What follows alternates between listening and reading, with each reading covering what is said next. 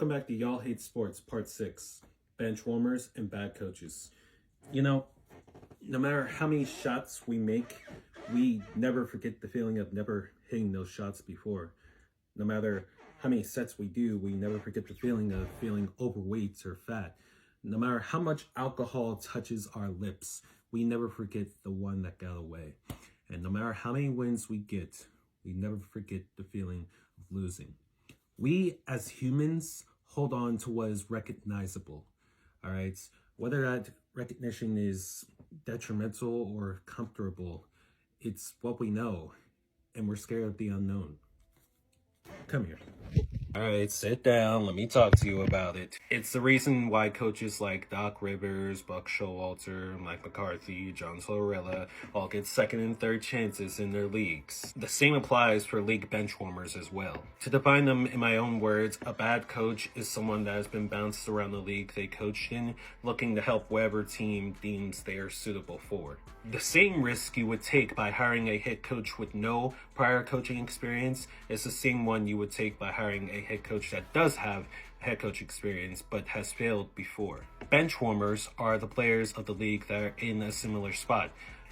Players that are simply looking for a bag or to help a team that needs his or her services. No matter how we view it, unless you're a clear, obvious bum that plays in the league, no random stranger that's scratching their nuts on their couch right now is doing what Gabe Vincent is doing in the NBA. What Carson Wentz is doing in the NFL. You get the point. We as the fan can draw opinions, generate memes, troll players, but we can never actually do what these guys get paid literally millions to do. Because that NBA money, it hits different.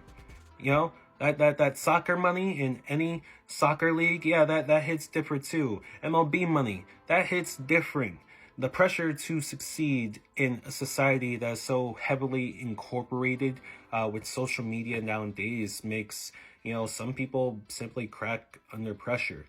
That's just a reality. A sad reality, but reality. I mean, look at Russell Wilson. Russell Wilson is a perfect example of this. On top of having a historically bad head coach in Nathaniel Hackett in his first season in Denver, he later got released on the biggest trade fail in NFL history. Yet he just got signed by the Steelers a couple of days ago. Doc Rivers is another example. Doc Rivers, who has failed on every team he has been on since winning one championship in Boston now 16 years ago, just became the Bucs head coach not too long ago after they fired their first-year head coach, who wasn't even that bad. He had him as a top 3 seed, but their defense was, doo-doo garbage. And look, I'm not here to be the advocate of mediocre or washed players and head coaches.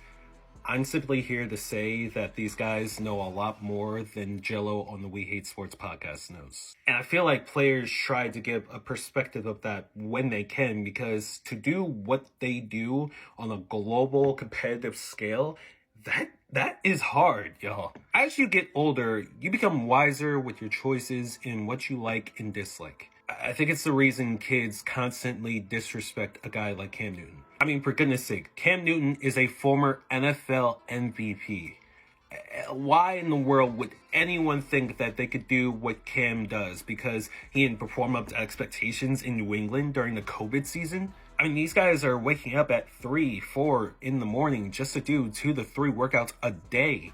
Put thousands upon thousands of calories in their body a day just to be able to stay in shape for a house call or for 5 minutes on a football or basketball field. Coaches are falling asleep in their office on holidays just to game plan how to stop the star player on the other team. The average fan like myself simply can't just get up off our beds and call better plays or execute them. With that being said, the teams who acknowledge that sometimes a new face is needed are typically the ones that get a ring.